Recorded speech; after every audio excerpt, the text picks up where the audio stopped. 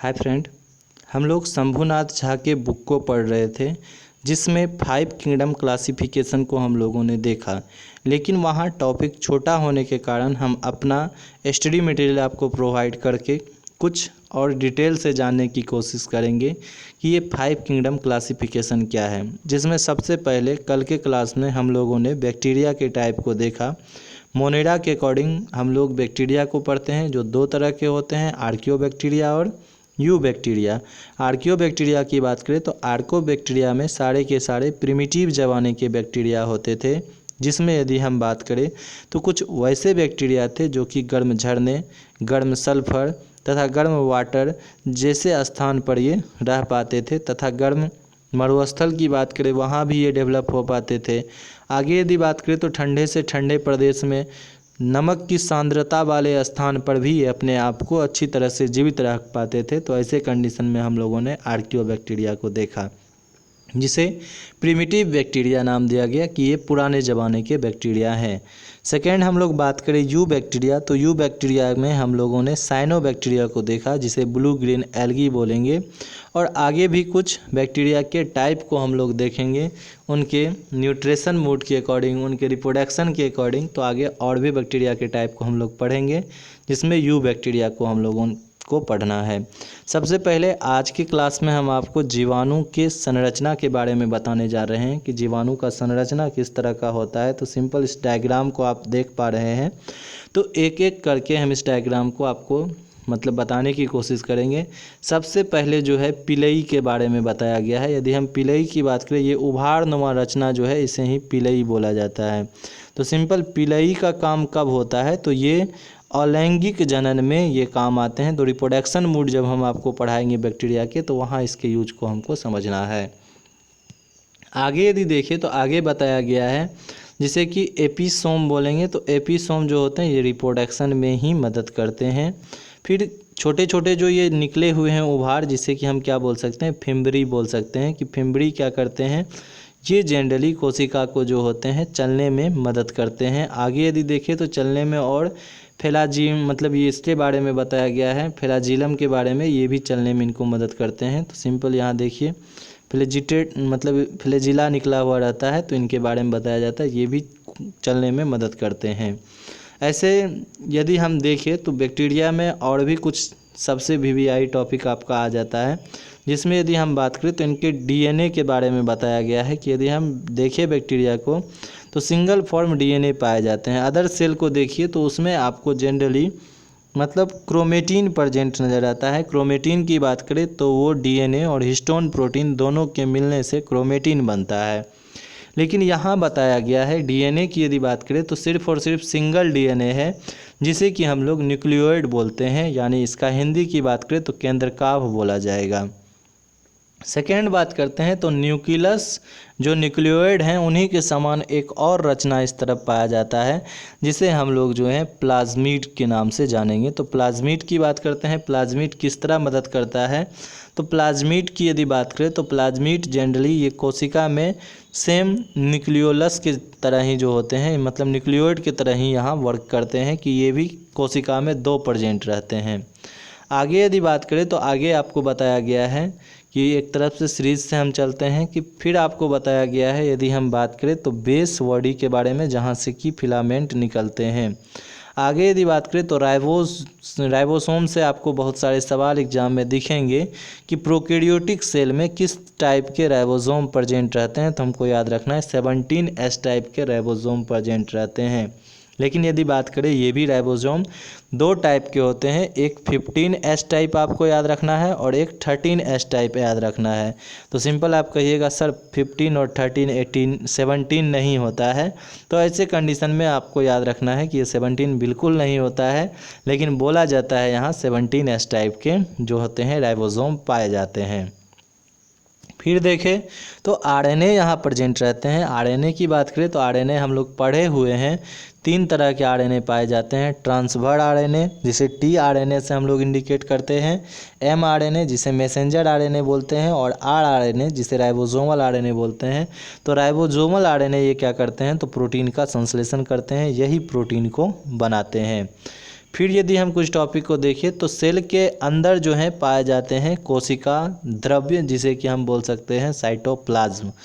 आगे यदि देखें तो कोशिका के बाहर के आवरण में यदि देखें तो यहाँ प्लाज्मा मेम्ब्रेन प्रेजेंट है। प्लाज्मा मेम्ब्रेन की बात करें तो प्लाज्मा मेम्ब्रेन जो होते हैं अर्ध परागम्य होते हैं, जिसे हम बोल सकते हैं सेमी परमिएबल।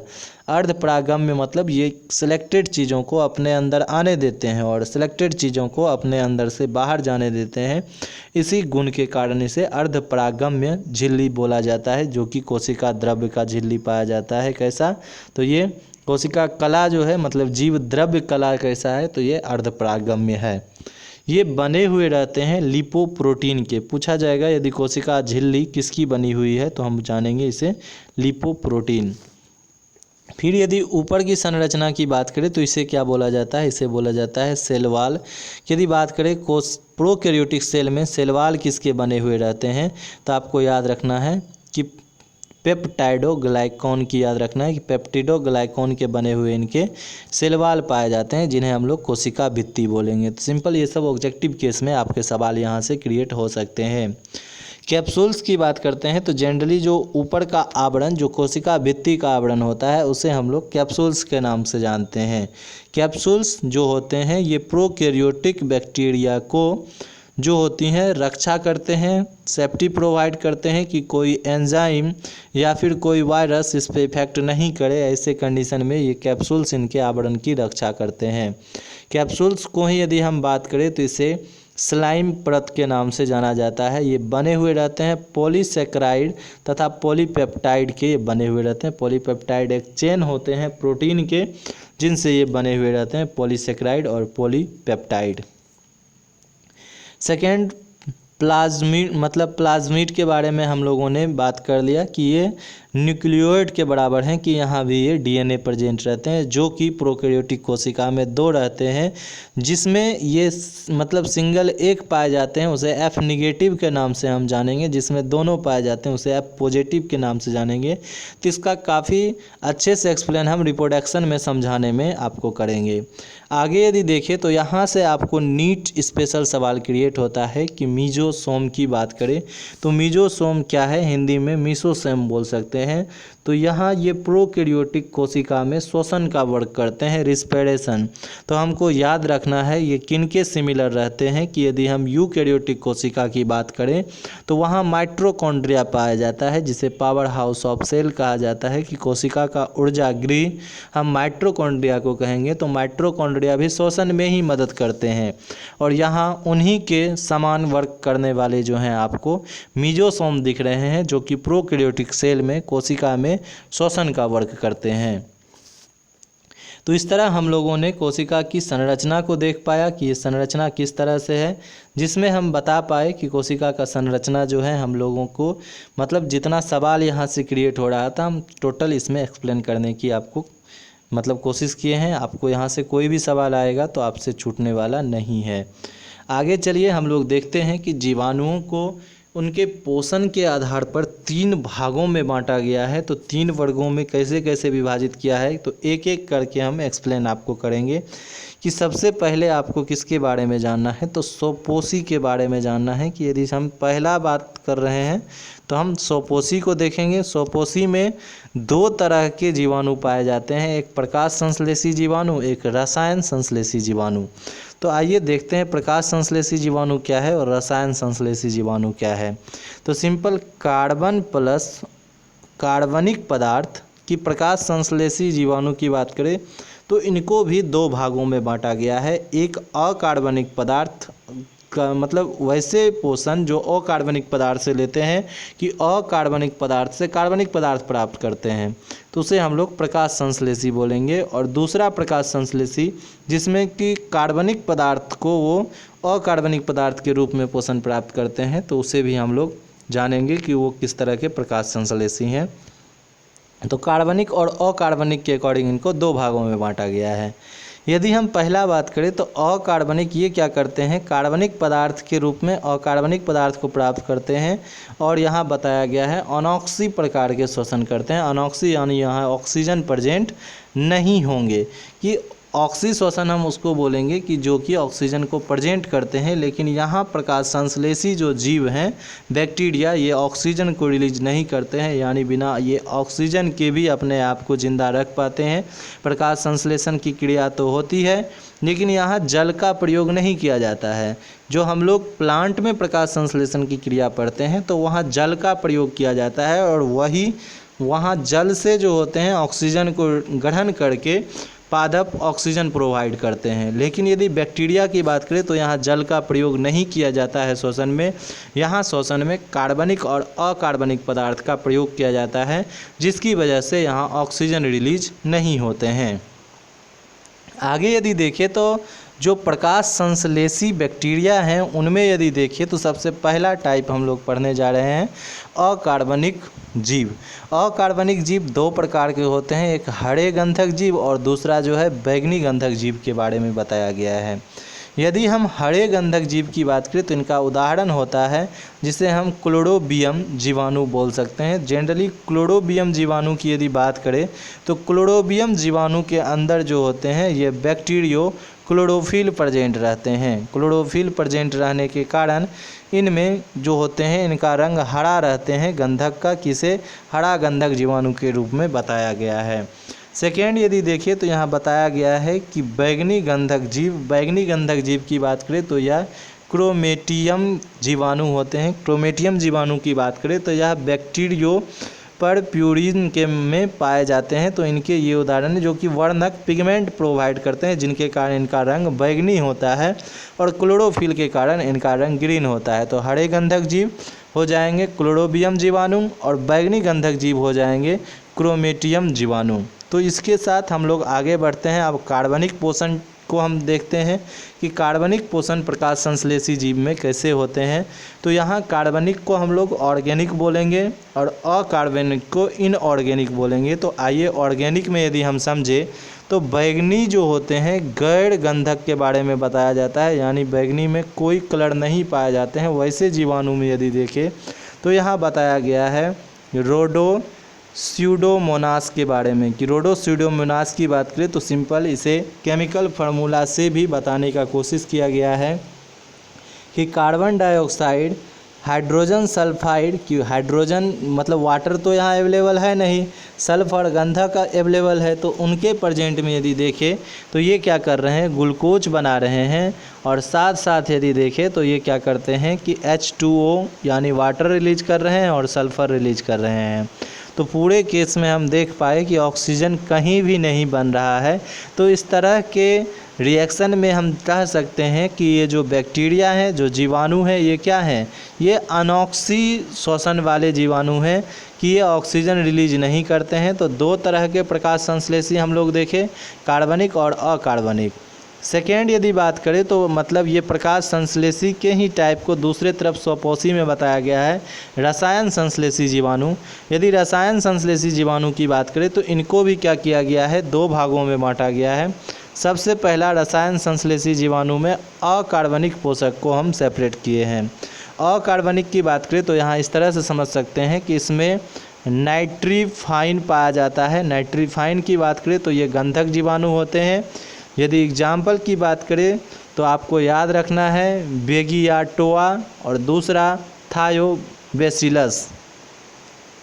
बेगियाटोआ और थायोबैसिलस जो होते हैं ये गंधक बीजाणु होते हैं। ये गंधक जीवाणु कैसे हैं, तो गंधक जीवाणु जो हैं ये अकार्बनिक पदार्थों को जो होते हैं मतलब उपयोग करके कार्बनिक पदार्थ में बदलते हैं।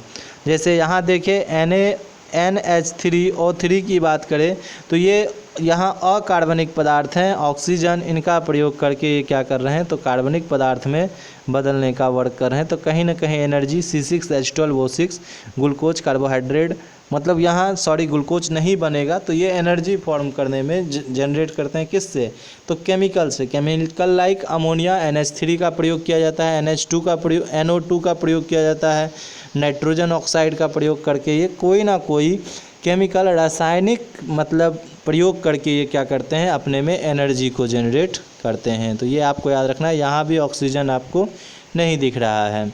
आगे यदि बात करें तो फिर रासायनिक संश्लेषी, जिसे हम स्वपोषी बोल सकते हैं, इसी टाइप में हम लोग देखेंगे कार्बनिक पदार्थ या कार्बनिक पोषण की बात करें तो यहाँ क्या है, मीथेन जीवाणु।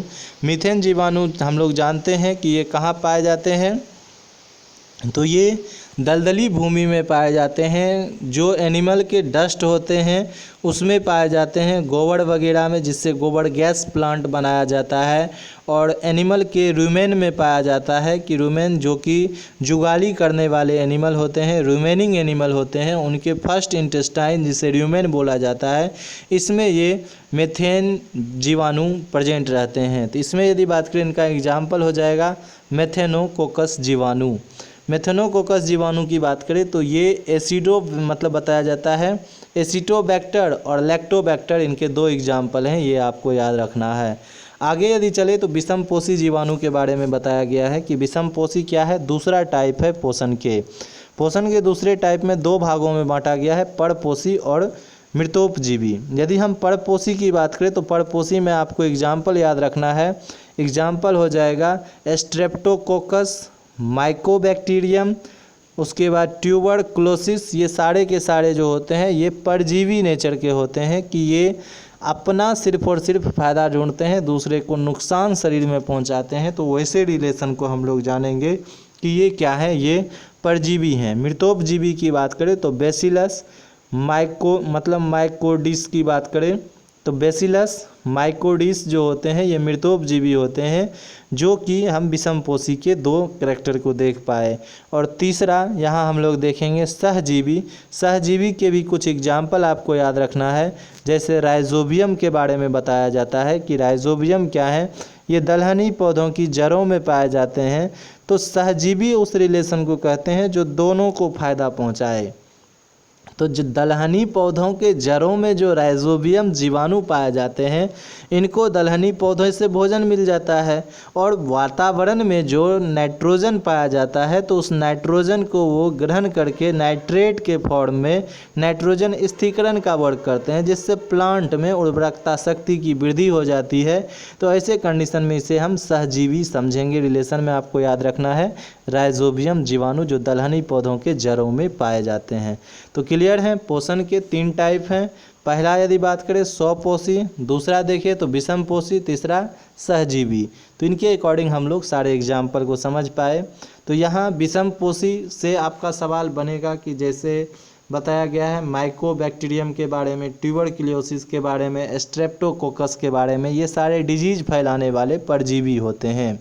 मृतोपजीवी की बात करें तो बेसिलस माइकोइडिस के बारे में बताया गया है, तो ये सारे आपको याद रखना है एग्जाम्पल।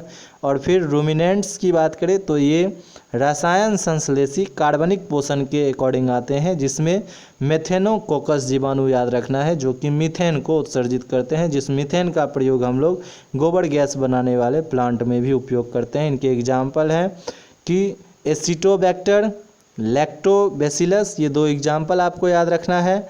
और फिर रसायन अकार्बनिक पदार्थ में याद रखिए तो नाइट्रीफाइन और फिर गंधक जीवाणु आते हैं। गंधक जीवाणु में एग्जाम्पल हो जाएगा बेगियाटोआ और थियोबैसिलस के बारे में आपको जानना है। आगे यदि बात करें तो स्वपोषी टाइप में देखिए तो प्रकाश संश्लेषी जीवाणु में हम लोग देखेंगे आपको क्लोरोबियम जीवाणु के बारे में बताया जाता है, जो हरे गंधक जीवाणु प्रकार के होते हैं। और क्रोमेटियम के बारे में बताया गया है, क्रोमेटियम जीवाणु जो बैगनी गंधक प्रकार के रहते हैं। इसको भी हम लोग अभी आइए आगे के प्रोसेस ग्राम पॉजिटिव और ग्राम निगेटिव में समझेंगे कि ये गंधक प्रकार क्या है, ये हरे रंग बैगनी रंग का कॉम्बिनेशन क्या है, इनको हम समझेंगे। आगे यदि देखें तो कार्बनिक पोषण के लिए जानेंगे कि प्रकाश संश्लेषी कौन से होते हैं, तो बैगनिक गैर गंधक जीवाणु जिसमें कोई रंग नहीं पाए जाते हैं, इसे हम लोग रोडो एस्यूडोमोनास के रूप में जानेंगे। तो ये सारे आपको याद रखना है। चलिए आगे हम लोग समझते हैं टॉपिक को। आगे की बात करें तो आगे यहाँ सवाल बनता है आपका कि हम लोग जीवाणु अभिरंजक की ग्राम विधि को समझते हैं कि ये ग्राम पॉजिटिव और ग्राम निगेटिव वर्ड आप बैक्टीरिया में लगभग सुने होंगे। तो सिंपल ये ग्राम पॉजिटिव क्या होता है और ग्राम निगेटिव क्या होता है, इसको हमें यहाँ समझना है। कि यदि हम बात करें तो इसे ही हिंदी में ग्राम अभिरंजित मतलब बताया गया है कि यदि बात करें तो जीवाणु की अभिरंजन की ग्राम विधि बताया गया है। तो सिंपल साइंटिस्ट का नाम था ग्राम स्टेनिंग। ग्राम स्टेनिंग के नाम पर ही हम ये लोग ग्राम जानते हैं। ग्राम कोई वेट को नहीं डिनोट कर रहा है, जी फॉर ग्राम किलोग्राम।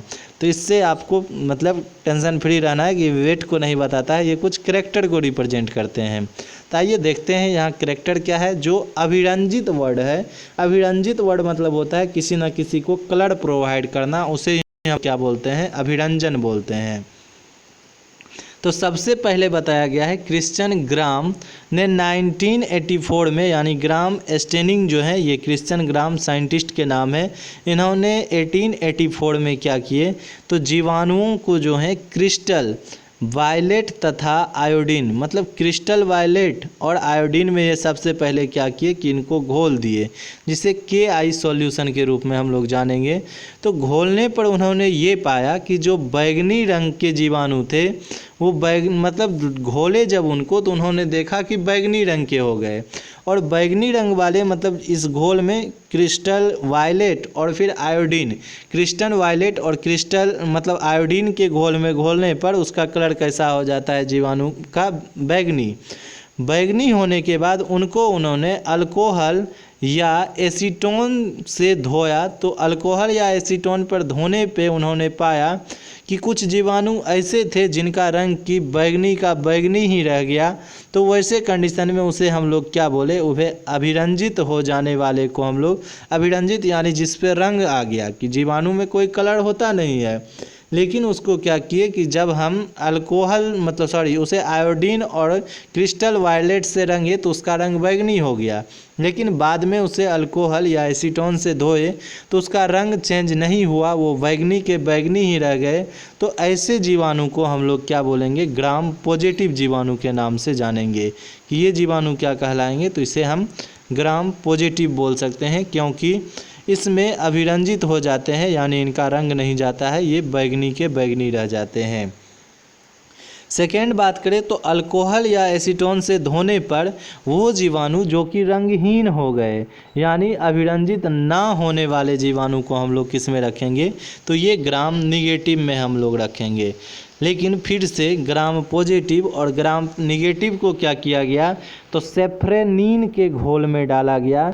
जब बैगनी कलर वाले ग्राम पॉजिटिव को हम सेफ्रेनीन के घोल में डाले तो ये फिर से क्या हो गया कि बैगनी कलर के ही रह गए।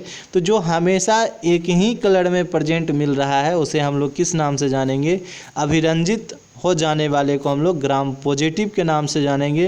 लेकिन जो बार बार कलर लेस कर रहा है उसे हम लोग जो है ग्राम निगेटिव के नाम से जानेंगे। जब सेफ्रेनिन घोल से घोला गया तो ग्राम निगेटिव वाले जीवाणु जो हैं ये लाल कलर के हो जाते हैं। तो सिंपल यहाँ कलर में भी डिफरेंस आपको दिखेगा कि इस तरह से आप तो सवाल बन सकता है कि सेफ्रेनिन के घोल में घोलने के बाद ग्राम पॉजिटिव का रंग कैसा हो जाता है। तो पॉजिटिव हैं तो हमेशा बैगनी ही रहेंगे और ग्राम निगेटिव हैं तो ऐसे कंडीशन में हम याद रखेंगे सेफ्रेनिन के बाद ये लाल हो जाते हैं। लेकिन यदि बताया जाए आपको अल्कोहल या एसीटोन से धोने पर इनका रंग कैसा होता है ग्राम निगेटिव का, तो ये बैगनी कलर के होते हैं। लेकिन जब अल्कोहल या एसीटोन से हम धोते हैं तो इनका कलर जो होता है रंगहीन हो जाता है। तो यहाँ आशा और उम्मीद है कि आप जो यहाँ हम लोग अभिरंजक विधि पढ़े ग्राम की तो इन्हें आप समझ पाए होंगे कि जो जीवाणु अभिरंजक की ग्राम विधि है इसको आप समझ पाए कि ग्राम पॉजिटिव हम किसे बोलेंगे और ग्राम निगेटिव हम किसे बोलेंगे। आइए और भी हम देखते हैं बैक्टीरिया के कि आगे यदि हम पढ़ें तो जीवाणुओं के जनन के बारे में बताया गया है। यदि हम बात करें तो जीवाणु में जनन की बात करें तो जीवाणु में जनन की विधि की बात करें तो सबसे पहले वर्धी यानी वेजिटेटिव या जिसे कायिक हम बोल सकते हैं तथा अलैंगिक जनन ही होता है। इसमें सत्य लैंगिक जनन का क्या होता है, अभाव होता है कि बैक्टीरिया में आपको सत्य लैंगिक जनन प्रकार के रिप्रोडक्शन यहाँ देखने को नहीं मिलेगा। जनन की क्रिया, आइए जनन को समझते हैं। आखिर जनन रिप्रोडक्शन क्या है, तो अपने समान संतान को उत्पन्न करना ही क्या कहलाता है, रिप्रोडक्शन कहलाता है।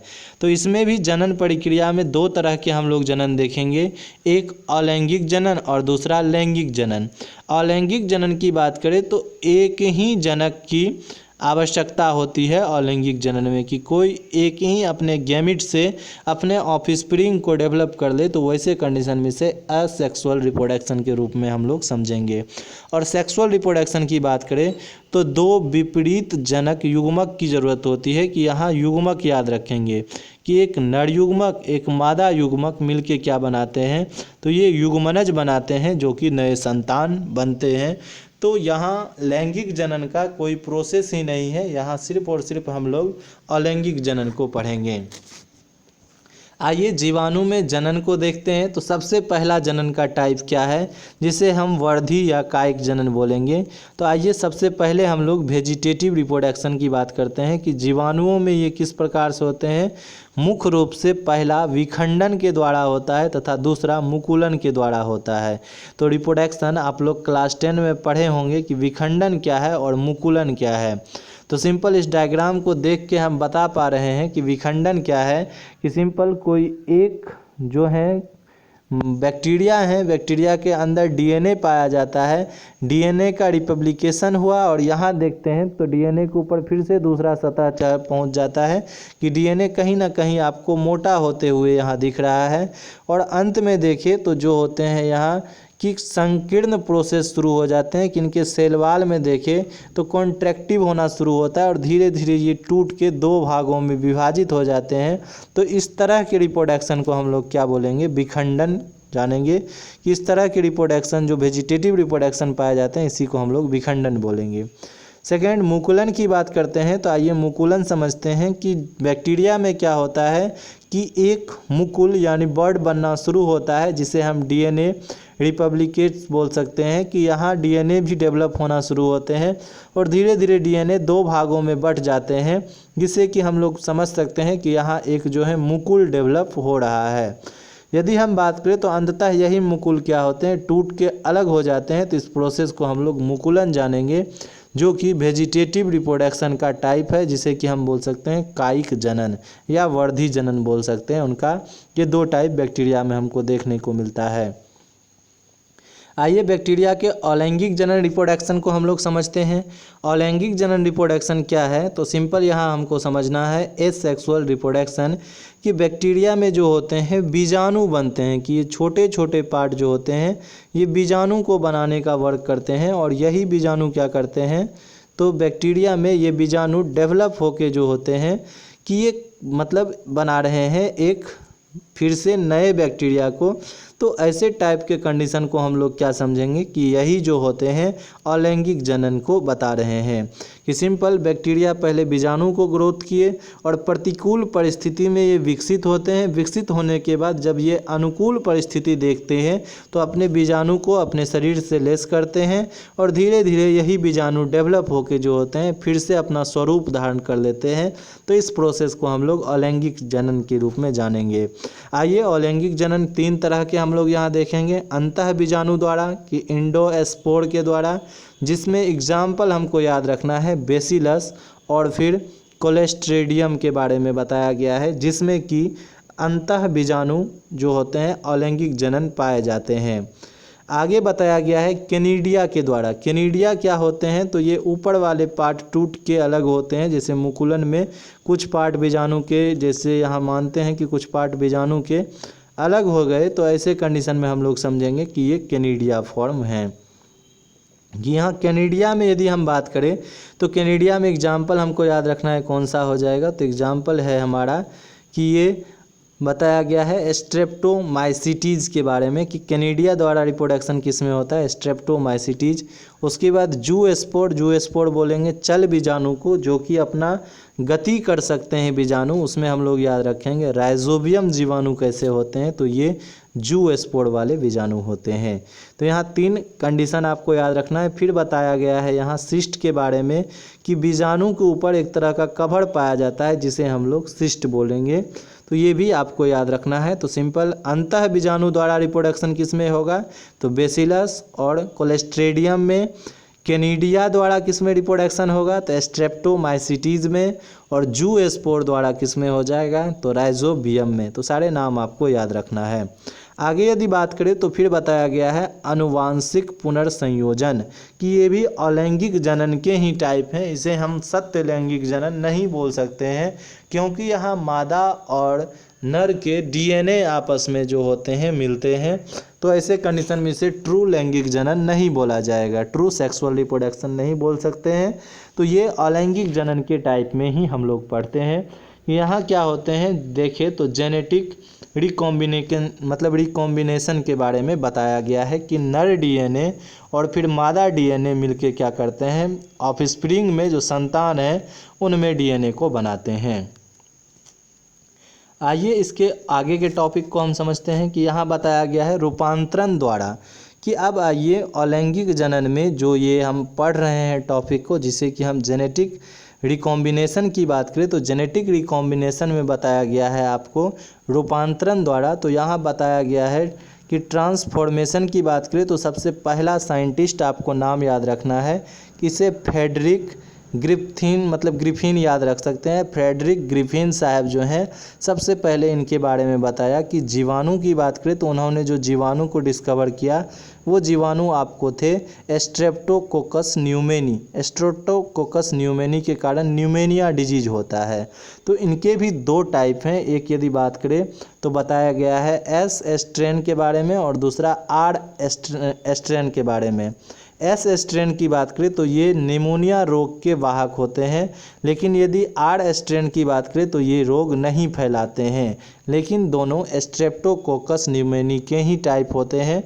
तो सिंपल हम लोग पढ़े हुए हैं कि बैक्टीरिया में हम क्या करते हैं कि यदि पानी को गर्म करते हैं तो उनके अंदर के सारे बैक्टीरिया मर जाते हैं। तो इनका उन्होंने प्रैक्टिकल किया और एस स्ट्रेन टाइप के यदि हम बताएं इंजेक्ट इन द माउसेस, तो वैसे कंडीशन में माउस क्या हो गया, डाई हो गया, कि चूहे मर गए। वैसे चूहे जिसमें एस टाइप के हम लोग स्ट्रेप्टोकोकस न्यूमेनी के जीवाणु को डाले वो चूहा मर गया निमोनिया के कारण। लेकिन यदि वही पानी को हम गर्म करके चूहे में डाले तो वैसे कंडीशन में चूहा नहीं मरा। लेकिन यदि बात करें आर स्ट्रेन की, तो आर स्ट्रेन को यदि हम चूहा में डालते हैं तो ऐसे कंडीशन में चूहा नहीं मरते हैं। तो यहाँ सिंपल हम समझ पा रहे हैं कि आर स्ट्रेन जो है ये निमोनिया के टाइप ही नहीं है। तो यहाँ निमोनिया के कारण चूहे का मौत नहीं होता है यदि इंजेक्ट भी उनके शरीर में करते हैं।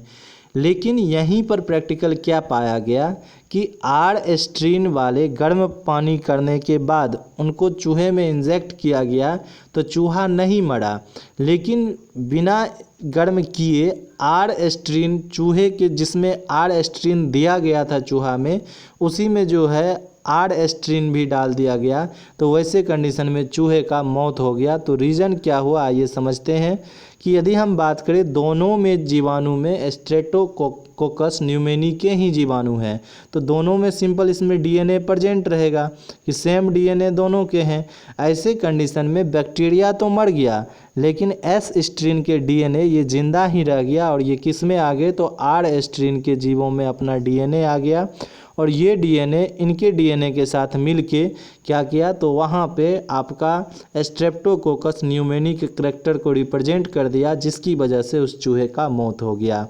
तो सिंपल यहाँ हम देख पाए कि ये डीएनए जो होते हैं ये मतलब एक जगह से दूसरे जगह ट्रांसफ़र हो रहे हैं, जिसमें न्यूमेनी नहीं भी डेवलप था वहाँ भी ये डीएनए आके एक्टिव हो जाते हैं। तो ऐसे कंडीशन में यदि हम देखें तो बैक्टीरियल सेल में बताया गया है टेकअप डीएनए कि ये क्या करते हैं, डीएनए को रिसीव करते हैं। यदि हम बात करें आर स्ट्रेन के बारे में तो इसमें कोई न्यूमेनी नहीं था, सिर्फ न्यूमेनिया के डीएनए थे, लेकिन एस स्ट्रेन के डीएनए प्रेजेंट आ गए तो ये एस स्ट्रेन वाले न्यूमेनी रोग को फैलाने में एक्टिव हो गए। तो ऐसे में हम समझ सकते हैं कि यहाँ फ्रेगमेंट ऑफ डीएनए की डीएनए अलग होके मिलते हैं, जिससे ये अनदर डीएनए के साथ बैक्टीरिया अपना कॉम्बिनेशन बना सकते हैं। तो इसी प्रोसेस को हम लोग किस नाम से जानेंगे, इस प्रोसेस को हम लोग रूपांतरण समझेंगे। तो सिंपल आशा और उम्मीद करते हैं आप जो है ये ग्रेफीन प्रोसेस जो रूपांतरण का दिए हैं, इनको समझने में स्पष्ट हो पाए होंगे कि किस तरह डीएनए जो होते हैं एक दूसरे के साथ बॉन्डिंग बनाते हैं, कि बैक्टीरिया को गर्म पानी कर भी दिए, बैक्टीरिया मर भी गया तो भी उसका डीएनए अंदर में जिंदा है, और वही अपने सेम कैटेगरी वाले बैक्टीरिया के टाइप में आते हैं तो वो अपने पुराने कैरेक्टर को फिर से रिप्रेजेंट कर देते हैं डीएनए। तो यहाँ हम एस स्ट्रेन के बारे में समझ पाए जो कि स्ट्रेप्टोकोकस न्यूमोनी का टाइप था। आगे चलते हैं, हम लोग पढ़ेंगे ट्रांसडक्शन के बारे में कि ट्रांसडक्शन क्या है। तो ये भी कुछ उसी प्रकार के हैं कि यहाँ हम लोग बैक्टीरियोफेज को समझेंगे कि बैक्टीरियोफेज क्या है। तो सिंपल बैक्टीरियोफेज बोलते हैं जीवाणु भोजी को, कि बैक्टीरियोफेज में वायरस क्या करते हैं, जीवाणु को इंगल्फ करते हैं, भक्षण करते हैं। तो यहाँ आइए इसको समझते हैं कि बैक्टीरिया क्या कर रहे हैं, कि ये मतलब जो वायरस हैं, वायरस अपना डीएनए को छोड़ते हैं किसमें, बैक्टीरिया में, और जब ये डीएनए वायरस का बैक्टीरिया में आ जाता है तो फिर ये दोनों एक दूसरे से मिलकर डीएनए का कॉम्बिनेशन शुरू होता है, और जो बैक्टीरिया डेवलप होता है वो क्या करता है, तो आरएनए टाइप के ही डीएनए को बनाने लगता है।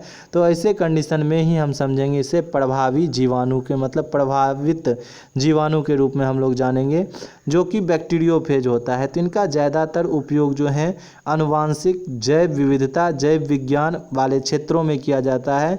अभी 11th में इनका कम ही यूज है, लेकिन सबसे ज़्यादा यूज आपको जो है इसका 12 में दिखेगा, कि 12 में जब हम आपको मतलब पढ़ाएंगे जैव रसायन के बारे में, बायोकेमिकल के बारे में, तो वहाँ हम इस प्रोसेस को बताएंगे कि ट्रांसडक्शन द्वारा किस तरह से वहाँ जो होते हैं हम वायरस को जो होते हैं यूजफुल बना सकते हैं, कि वायरस के ही मतलब जो उसमें डीएनए रहेंगे उस तरह के हम वायरस को बनाएंगे, उनके डीएनए का उपयोग करके वहाँ हम बैक्टीरियोफेज में उस तरह के एंटीबॉडी, उस तरह के बैक्टीरिया डेवलप कर पाएंगे। तो उसका वहाँ काफ़ी ब्रीफली हम यूज बताएंगे।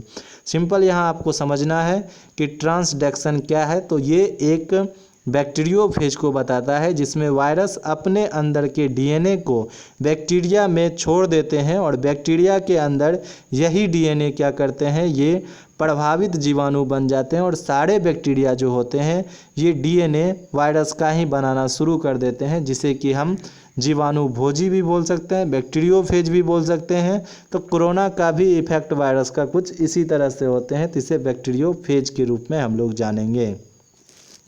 आगे सबसे लास्ट टाइप है, यदि हम बात करें संयुग्मन की बात करें तो जिसे हम कंजुगेशन के रूप में जानेंगे। तो हम बताए हुए थे बैक्टीरिया के फिगर में कि सबसे ऊपर वाले भाग को पिली बताए थे, कि ये पिलई का उपयोग करके रिप्रोडक्शन होता है, कि जो मतलब यदि बात करें बैक्टीरिया का, तो बैक्टीरिया में एक में डीएनए प्रेजेंट है, दूसरा में प्लाज्मिड के बारे में बताए थे। जिस बैक्टीरिया में डीएनए और प्लाज्मिड दोनों प्रेजेंट हैं तो वैसे बैक्टीरिया को हम लोग एफ फैक्टर के नाम से जानेंगे, कि वो बैक्टीरिया एफ फैक्टर हैं। जैसे एग्जाम्पल में ई कोलाई के बारे में बताया गया है कि फर्टिलिटी फैक्टर, जो एफ फैक्टर है इसे क्या बोलेंगे, फर्टिलिटी, कि ये फर्टिलिटी करने में सक्षम है जिसमें कि प्लाज्मिड पाए जाते हैं, तो इसे फर्टिलिटी फैक्टर बोलेंगे। और इसे ही दाता कोशिका भी बोले जाएंगे, क्योंकि ये अपने पिलई से क्या करते हैं कि इनके सेल वाल में एक छिद्र उत्पन्न करते हैं, और छिद्र उत्पन्न करके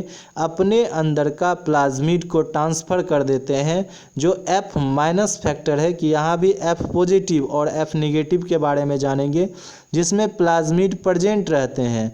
जो फर्टिलिटी फैक्टर है जिसमें फर्टिलिटी पावर है उन्हें हम एफ पॉजिटिव के नाम से जानेंगे, और जिसमें फर्टिलिटी पावर नहीं है उसे एफ निगेटिव फैक्टर के नाम से जानेंगे। इसे ग्राही बोलेंगे क्योंकि यह प्लाज्मिड को ग्रहण करते हैं। तो यहाँ ये अपने डीएनए को क्या करते हैं कि जिसमें प्लाज्मिड प्रेजेंट नहीं है उसके अंदर भेज देते हैं, और यहाँ फिर से ये बैक्टीरिया जो आते हैं डेवलप हो जाते हैं। तो ऐसे कंडीशन को ही हम संयुग्मक की आपस में जुड़ने के प्रोसेस को संयुग्मक या कंजुगेशन के नाम से जानेंगे। कि सिंपल यहाँ एग्जाम्पल की बात करें तो एग्जाम्पल आपको याद रखना है विब्रियो, उसके बाद स्यूडोमोनास, और फिर हो जाएगा सल्मोनेला। तो सिंपल यहाँ तक आपका कॉन्सेप्ट क्लियर है, विब्रियो, स्यूडोमोनास, सल्मोनेला। तो सारे हम रिप्रोडक्टिव टाइप को देख पाए। नेक्स्ट वीडियो में हम आपको जगत प्रोटिस्टा के बारे में बताएंगे कि जगत प्रोटिस्टा कितने टाइप के हैं और वो किस तरह वर्क करते हैं। Thanks for watching video.